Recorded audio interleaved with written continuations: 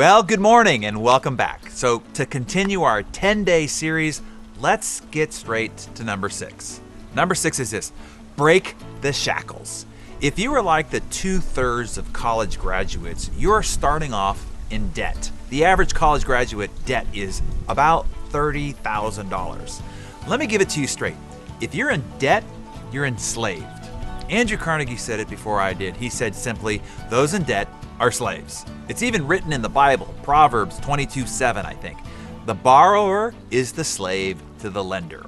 While you may live in a free society, if you have debt, you're not free. You are owned by someone else. In the Oxford Dictionary, in fact, the term slave is defined as, quote, a person who is the legal property of another and is forced to obey them. Those are actually a fact of the terms of your debt. Go ahead and read the fine print. You cannot and will not be free until you are debt-free. You have to attack this with a vengeance, and immediately before it spreads in your life like a disease. According to the Federal Reserve, the average American household is at least $75,000 in debt, yet 43% of all American families spend more than they earn each year. Overall, consumer debt in America has increased by a whopping 1,700% since I was born in 1971. And then every major milestone in our lives typically involves creating more debt. Total home mortgage debt in the United States is now about 5 times larger than it was just 20 years ago. And mortgage debt as a percentage of GDP has more than tripled since 1955. 70% of all car purchases in the United States now involve an auto loan. Oh, and then you get married. Combine your debt and spend the average of $26,989 on the one-day Cinderella affair, feeding distant family members you haven't seen in 20 years or probably won't see since. And God forbid you get sick.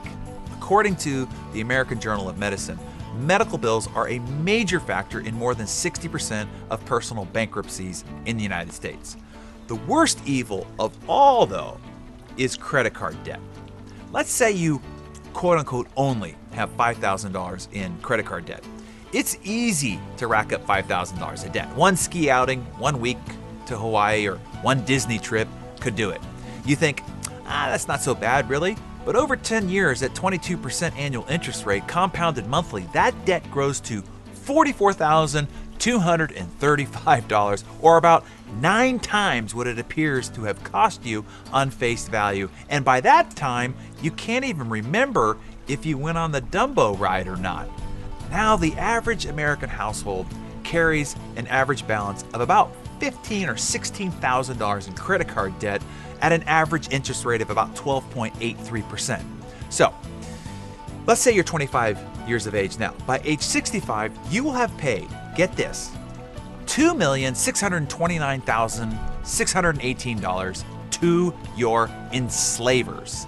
Sadly, approximately 46% of all Americans carry credit card balance from one month to the next.